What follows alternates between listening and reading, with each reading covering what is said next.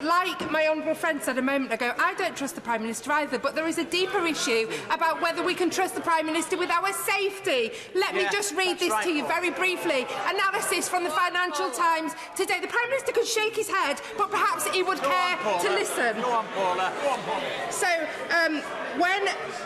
when Johnson responded, "I have never heard such humbug in all my life," Labour MP Paula Sheriff began to receive toxic tweets at a rate of more than 100 an hour. One such tweet from that evening read, "Tough shit, Mrs Shrek. A surrender bill or surrender act is exactly what Ben's treacherous act is."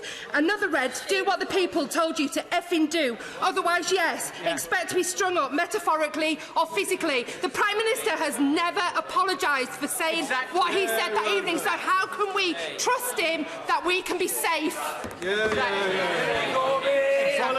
Mr. Speaker, I thank my friend for her intervention and for the stoic way in which she's dealt with the most appalling abuse that's been thrown at her.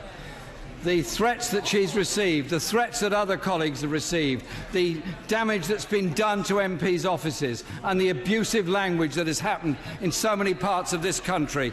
And I will be happy to give way to the Prime Minister now if he wants to get up and apologise to my friend for what he said about her during that debate.